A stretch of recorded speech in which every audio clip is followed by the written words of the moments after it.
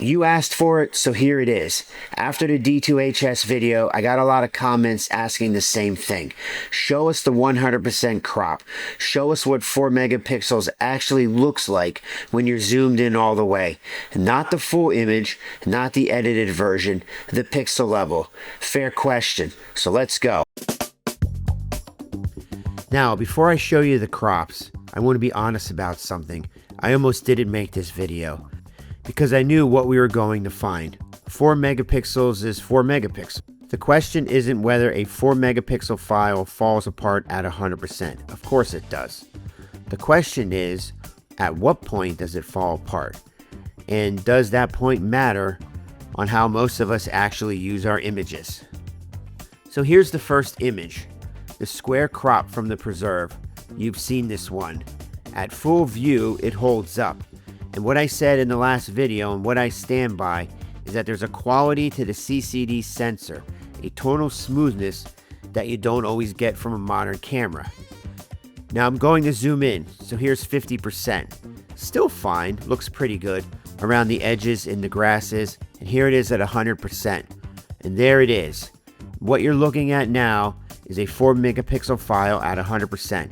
And yes, it's soft. The detail in the tree is gone, and if your workflow involves heavy cropping or you're printing larger than 8x10, this is where it ends. What I noticed, and I didn't expect this, is that the center holds better than the edges. The lens was doing more work than that sensor was on this shot. Shadow detail is where it really breaks down, and if you remember from the edit in the last video, I said the shadows on this sensor get noisy fast. Here's the same type of shot from the GFX 50S2 at 50 megapixels. Same location, similar light. At 100%, there's no comparison. The GFX file at 100% looks like what the D2HS looked at like 50%.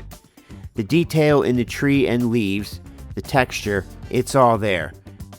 The shadows hold, the edges are sharp all the way to the corners. This is what a $6,000 medium format camera buys you, and it's generally impressive. But here's the thing I keep coming back to. I don't print at 100%, nobody does. So the GFX file gets displayed at roughly 15% of its native resolution. The D2HS file gets displayed at around 60% of its native resolution at 16x20, and they're closer than what you think. Now, I would love nothing more to show you 2 prints from this camera, but I'm not sure how to actually appropriately do that on YouTube. If you've been following along on the first video, thank you. The comments on that one were generally some of the best I've ever gotten. And if you're new here, I put a video out every week, usually about landscape photography, older gear, and trying to figure out what actually matters in the field. Subscribe if that's interesting to you. So what does 50 megapixels actually cost you? The GFX 50S2 with a lens is about 4.5 pounds. The D2HS with a lens is about the same actually. They're both heavy cameras. But the GFX files are enormous. A full day of shooting fills a card fast, slows your culling down, and asks more of your editing computer. More importantly, the GFX rewards a large format style of shooting. Slow, deliberate, tripod.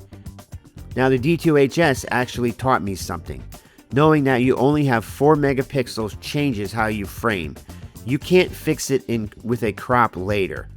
The composition has to be right in camera. And that's not a limitation, that's discipline.